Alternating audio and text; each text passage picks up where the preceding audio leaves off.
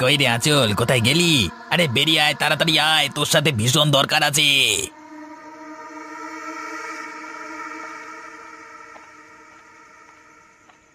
কানাই কাকা, তুমি এসেছো?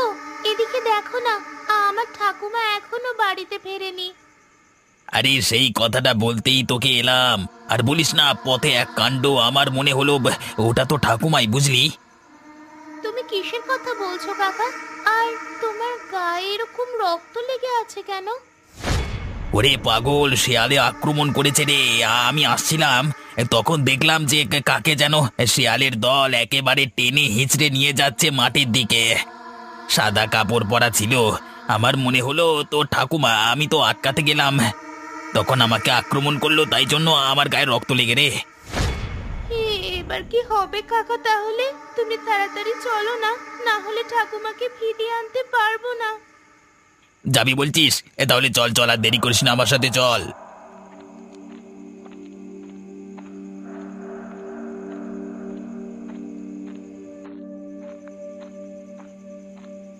আর কত দূর কাকা? তুমি কোথায় দেখেছিলে আমার ঠাকুমাকে? আরে এই তো চলে এসেছি। আর একটু গেলি হয়ে যাবে, একদম মাঠের মাঝখানে।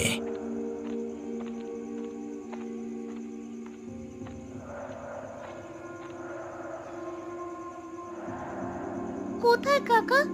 এখানে তো কাউকে দেখতে পাচ্ছি না। দেখতে পাবি কি করে? তোকে তো দেখাবার জন্য এখানে নিয়ে আসিনি, তোকে এনেছি মারবার জন্য। কিন্তু কিন্তু কেন কাকা? আমি কি করলাম? আমাকে তুমি মারবে কেন শুধু শুধু? তোকে মারলেই আমার কাজ হাসিল হয়ে যাবে, আমার আর কোনো মাথা ব্যথা থাকবে না। এরকম করো না কাকা, আমার খুব ভয় করছে। বেশিক্ষণ লাগবে না, একটু কষ্ট হলে। এবার এই লাশটাকে এখানে মাটি চাপা দিয়ে চলে যায়, নাকি পড়ে থাকবে? শিয়ালের দল এসে খেয়ে নিয়ে চলে যাবে। বেশ, তাই থাক, আর খাটনি করতে পারি না। দেখ,